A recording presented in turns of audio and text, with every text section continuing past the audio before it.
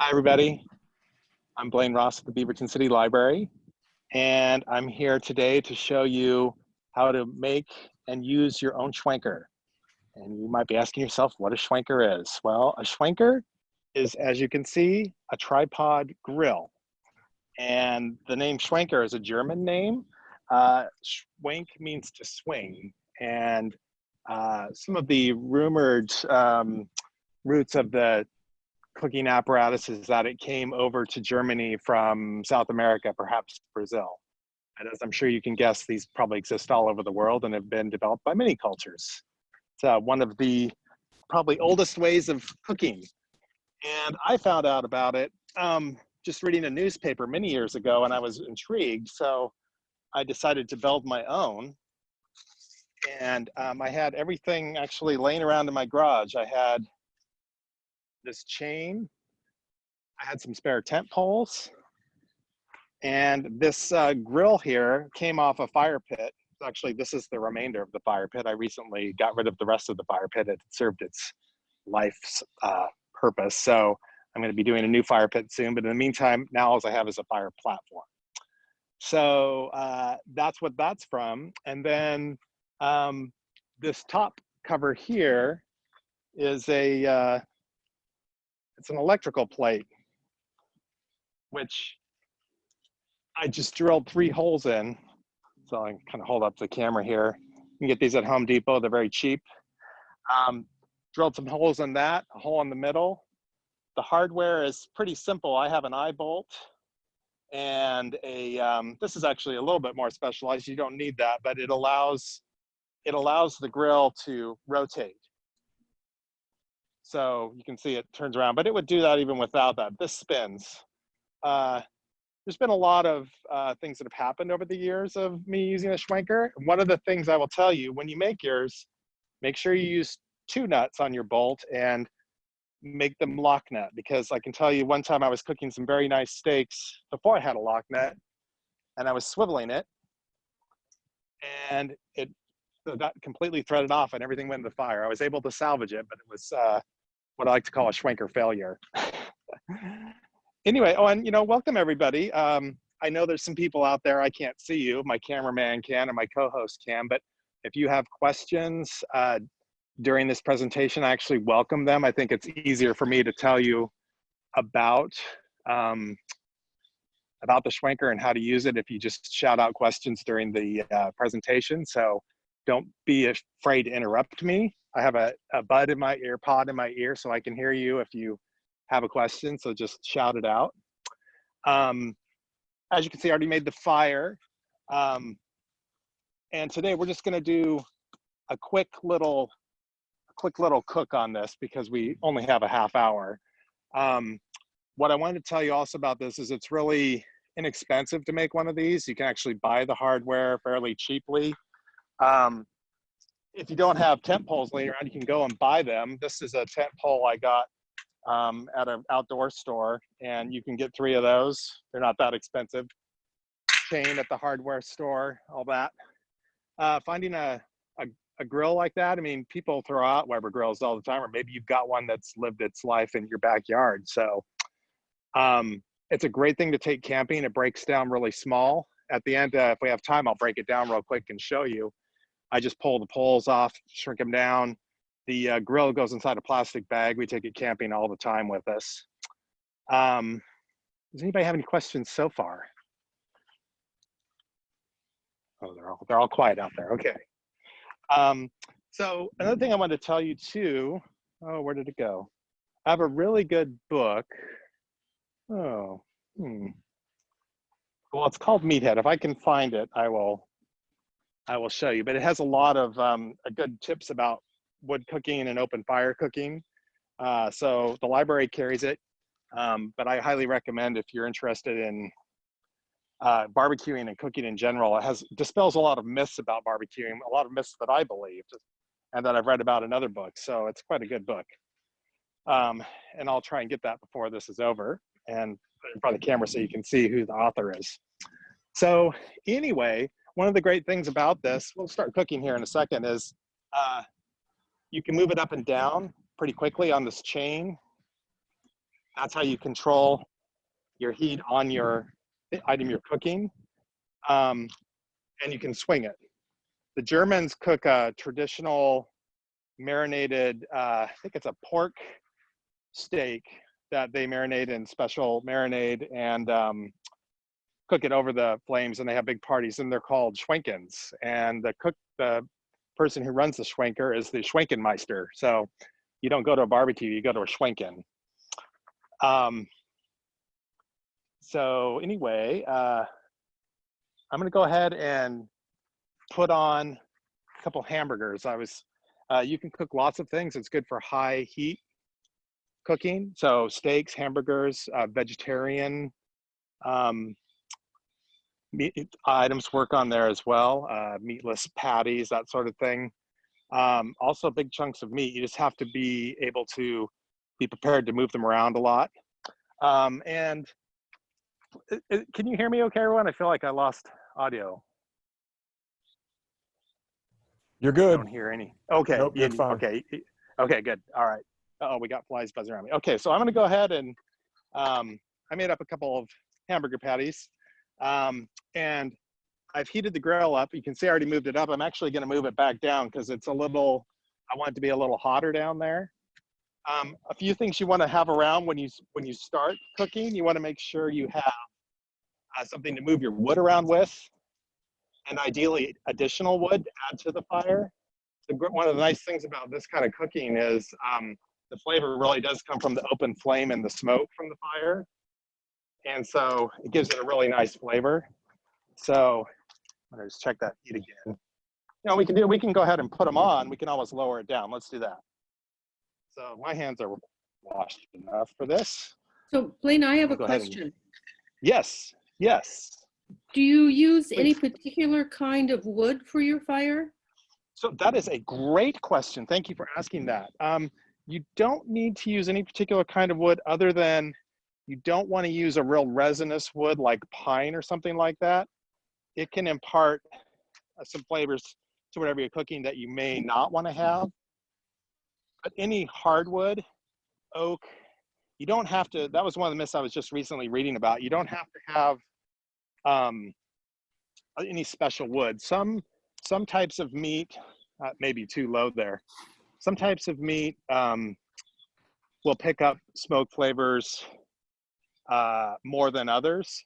Red meat, not so much. So although the one wood I've read about that gives a lot of flavor is mesquite. So be prepared if you use mesquite.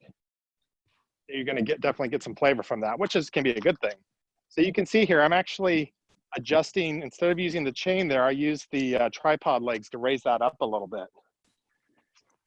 And then, so this is part of the fun. You want to sort of constantly be moving the grill, and that keeps even heat going. You're not going to get any hot spots or anything like that on there.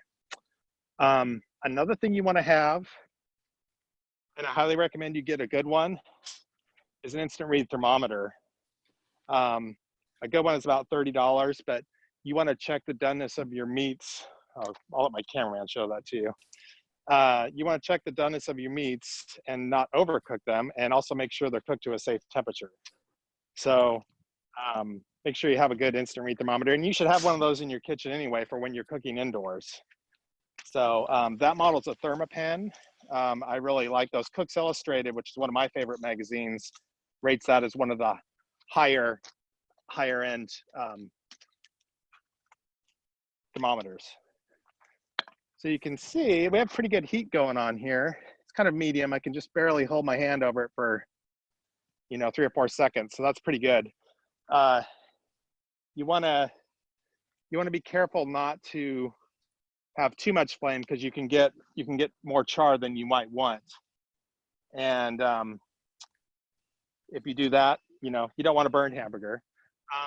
Another myth I've also read about, I don't know so much about hamburgers, but when you're cooking steaks and things like that, you really should, people often say only flip them once, but really you should flip them every minute or so. That's a much better way to cook them. And I can't remember the science behind it right now, but it made sense when I read it. So keep that in mind.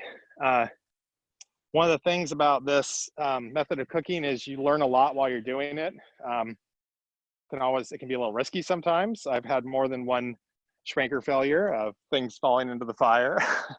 um, and like not too long ago, I actually lost some asparagus in the fire, but it was still kind of on the fall. I was able to pull it out of there and salvage it, and actually got a really nice char on it, and it was delicious. So sometimes the mistakes can taste the best.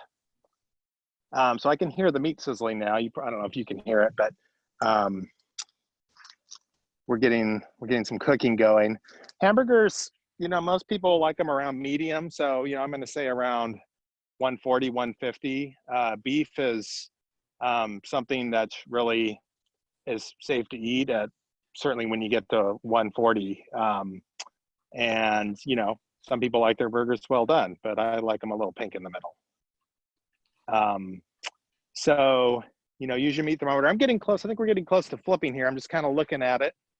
Another thing to keep in mind is you don't need to oil your grill. In fact, they recommend that you don't oil the grill. If you have to oil anything, oil the meat itself, because then it goes into the pores of the meat and it will not stick like it would. When you put oil on a really hot grill, it just carbonizes to the grill and it doesn't really have any effect at all. So I can see. So the other thing also is make sure you have a good pair of gloves. These are actually just work gloves, but when you do flip things, you kind of have to hold on to the grill. And you want to just kind of, depending on what you're flipping, you want to work the spatula under the item and then flip it. Sometimes hamburgers can be a little tricky. I actually almost lost one the other night. It tried to go in between these grates. So it wants to do that right now. So I'm being really careful here. There, I lost a little bit there, but that's casualties of open fire cooking. So, okay, that's a pretty good flip there. I think about 5 more minutes and those will be done. So now what I'm gonna do, you gotta have some vegetable, especially if you got a vegetarian, or you should always have vegetable when you're having a meal, vegetable, salad, those kind of things. So I put some asparagus on there. I just sprayed a little olive oil on there, salt, pepper, some granulated garlic. And that asparagus doesn't take long to cook at all. So that I may have put it on a little early. Sometimes it's all about timing.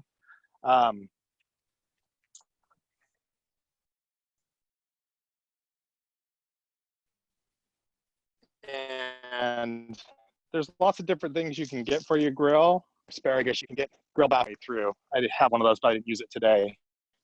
So I'm gonna do a little more swinging here. Wayne, and then can I the other ask thing to another keep in question? mind, yeah, absolutely, please. Is that just one layer of foil, or do you double it up or triple it up? That is just one layer of foil. Okay. Yeah, you can. I mean, you can use more foil, but it doesn't. It's fine. It doesn't usually come apart in the cooking process. Make sure you have your implements. I can't tell you how often I'm yelling for somebody to bring me something. Have something to put your meat on when you're done, because when it gets done, it's done fast. You don't want to leave it continuing to cook. So, and if you don't want to use wood, you can use briquettes. Sometimes I get a fire going with wood and I'll augment with briquettes. But it's usually whatever kind of fuel you have. Don't use wood that's like has any kind of treatment on it or anything like that. Would be not safe. So again, most hardwoods are good. It's nice to have fairly small pieces that you can add to a fire fairly easily to keep your flame going. So I can see this has died down a little bit now. I'm actually going to check the heat again. I might lower it down a little bit.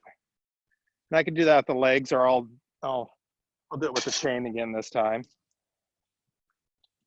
And if you make your own Schwenker, there's probably some improvements you can make. I've, in my rather lazy fashion, have not really done much to improve this, but I like it at simplicity. So you just pull that S on and then just put it back on there. And then of course, but again, all sorts of meats. If you're cooking something like chicken, it works great, but you want to do smaller pieces, or if you're doing like a chicken breast or something, you want to pound it out flat. You want meat that's fairly been flattened out. so it cooks fairly evenly. But you can, I did a really nice big tri-tip roast on here a few weeks ago, and I constantly flipped it and it came out really, really nice. So the important thing is just to keep your heat about right. That's why you have to sort of move it around and swing it so things don't burn. So we're getting, actually, just by looking at the hamburger now, I'm getting close to the point where I'm going to check the temperature.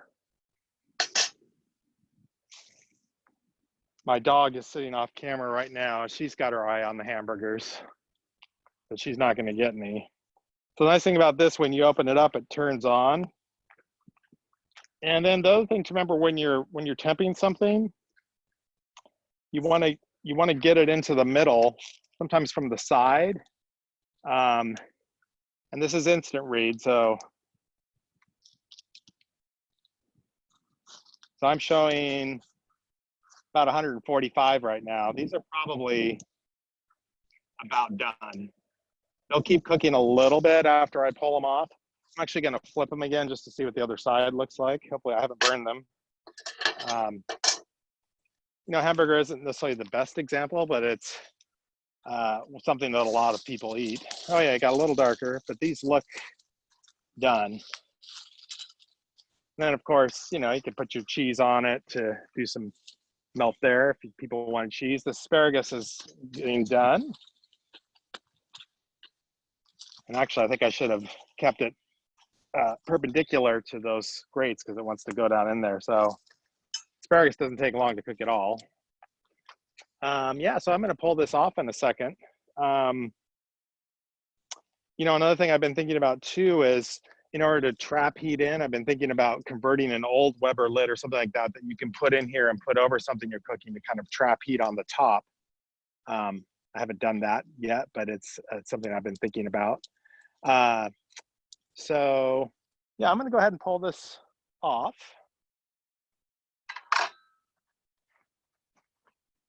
Take a little drink of my water. I always have a cold drink at hand, of your choice, of course. I'm working, so I'm drinking water. I don't know if that drink's off camera, but it is in fact water, in case you're wondering. So there we go. I'm just gonna take that off. You gotta be, I'm doing it without the gloves, so the grill's moving. So you gotta make sure you get your, sometimes you can just rake it over like this, rake it onto your plate. That's what I was doing the other night when I almost lost one through the grate. So you never know. All right, so those are done.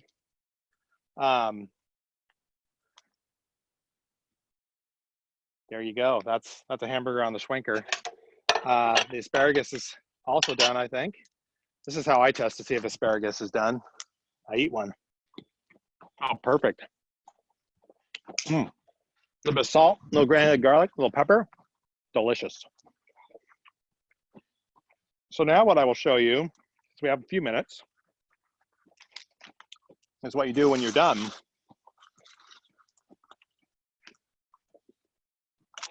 Now, ideally, you'll go ahead and clean your grate while it's hot. Take your grill brush, just kind of scrub it off. Then you'll be ready for next time. Don't use grill brushes that have the really fine wires. Those can get caught in the grill and they can wind up in your food. So this is, I like to joke it's a patented move. I'm sure it's not. I call it the two-leg Schwenker swing. And it's a good move to have if everything's going wrong and the flames are going up and you're worried everything's burning. You can just pick up two of the legs and swing it right off the fire. So now you're off the heat, danger averted.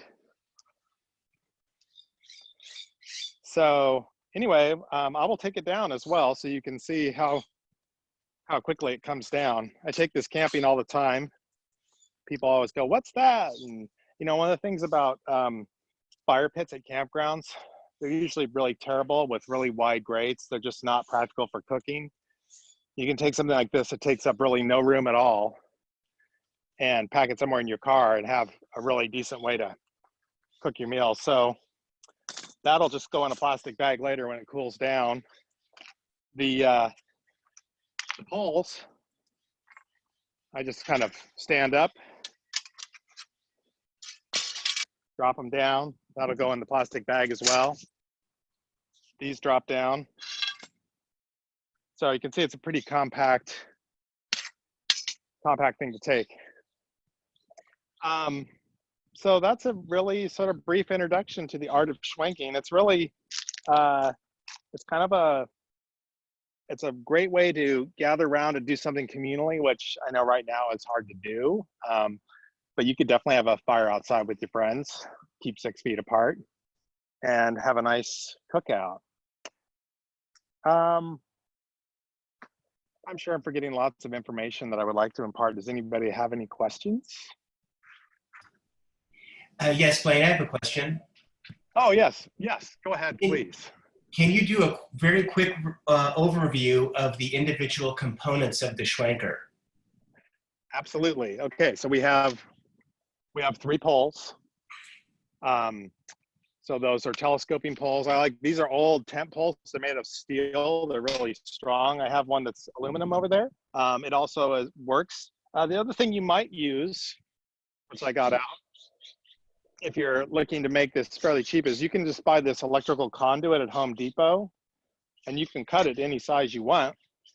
And then you have to make some sort of end, because what you want to do is you want to have a pointy end that will go through these holes. So you drill 3 holes, and then those poles go through, and just where they flare out, they catch in there. So they come through and make the top part of the teepee. And then this is just an eye bolt. You can see with a couple nuts on top. You don't need this extra piece of hardware, but I really like it. It also comes off, and it's a nice swiveling, rotating 360 thing. But this, you wouldn't need that necessarily. You could go without it and just clip this clip on there. The clips are just like you would like on a dog leash, something like that. You can get those at a hardware store. And this is just chain. You can get that at a hardware store. I use S hooks, which are just like that. One thing I will tell you, when you do it, make sure that you close your S hook so that chain can't come off there. So I clamped it, once I got the chain on there, I clamped it shut with pliers so it wouldn't pop off there. And also what I did was, I will tell you another failure that happened. I had an excess of these, and I had these on the end of the chain with an S hook. And one time, I can't remember when and what happened, but one of the hooks snapped. It actually, the metal failed. It's been around the heat too much, and it spilled something in the fire. I'm sure I rescued it. But then it made me think, well, that's just a redundancy. All you really need are S hooks there. So I just took those off and just added S hooks and closed those up. So keeping it simple is a good idea. So that's really all that's involved in the hardware. And again, there's the grate. That's probably going to be your trickiest thing to sort of find. But if you go to garage sales, if you want to go to the dump, you probably find someone who threw out their Weber and get the grill. The other thing I've thought about is, if you were to go to a garage sale or an estate sale, you could buy a big turkey roasting pan. Those all have their rectangular grates in them, but I don't see why they wouldn't work. You can usually get those for a couple dollars. They're giving those away at sales, and you could put probably 4 chains on that and maybe get the same effect. I've never tried it, but the idea is to not invest a lot of money in this and to keep it simple. So that's the hardware. So I imagine that gets pretty hot. Are there special gloves that you have for that, or? Yeah, so I just use these work gloves. They have these grill gloves. I've got one of them. It's called a pit mitt. They make lots of different styles of them, and they work well. The one thing is, I like to be able to take them off and put them on quickly, because sometimes you don't want to wear the gloves. Sometimes you do want to wear the gloves. So that's all I use. Don't use like an oven mitt that's doesn't have fingers in it. You will find that's very hard to use and manipulate. Tongs and other types of things that you'll be doing when you're cooking. Do get something with fingers in it. And these are just, regular leather work gloves. So it gets hot, but it's not that hot. And yeah, occasionally you might burn yourself. That's part of the excitement. Uh-oh, I have a dog wandering into the shot. She's not in the shot yet, but she's wondering where the hamburger is.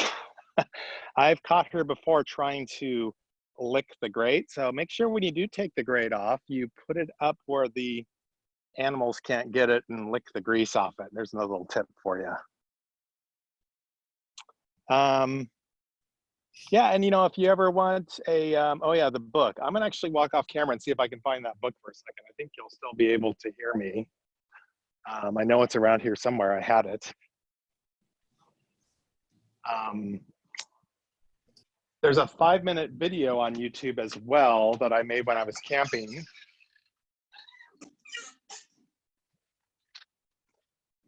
Oh, here it is. About how to use a Schwenker. And it's only 5 minutes. Very similar to this half-hour-long director's cut program you're all experiencing right now. But if you ever want some fast-minute review of how to do it, that's on the Beaverton Library's YouTube site. Here's the book I was talking about. It's called Meathead by Meathead Goldwyn, The Science of Great Barbecue and Grilling. And I don't buy a lot of books because I work in a library. I currently have this checked out, but I'm probably going to buy this one because every time I open it up, I learn something new. So I don't know, maybe Ian, can you put that in the chat? No, Ian Duncanson. Are you out there, Ian? And Oh, he's Blaine, putting it in the chat. Okay. I'll put it in the Karen. chat. I have another question. Yes, I love questions. So when you're out camping and you have this fire, Yes. what are you going to, is that in a pit? So how are you going to take care of it before you go? Oh, you mean to put out the fire? Well, do you just leave it or? Oh, no, so usually when you go to a campground, the fire pits are maintained. They're usually rings. And of course, they always tell you, Smokey the Bear tells you to make sure to put the fire out, dead out. But the reality is when you're burning wood in one of those pits and it dies out overnight, unless you get a lot of wind, once the fire gets to this point, it's not going to throw out sparks or anything. So I don't douse my fire with water usually unless I'm leaving. If I'm out rough camping and we're leaving the area, I definitely put the fire out. If you are rough camping and you don't have an established fire pit, you need to be very careful you don't set a ground fire because tree roots and other things under the ground can catch fire from the heat going down. So actually really don't recommend doing this just out in the middle of nowhere without really an established fire pit. Usually when you're camping somewhere nice, you're going to find a fire pit because someone's probably been there before you. So they're usually pretty safe and, but always, when in doubt, make sure your fire's out, douse it with water. So, Thank you. yeah. What else?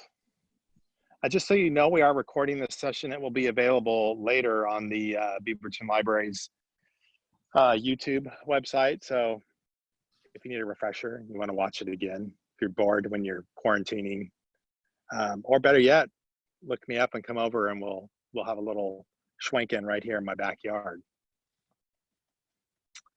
All right, I think, I could go on all day about Schwenking, but I'm sure that everybody has things they would rather do.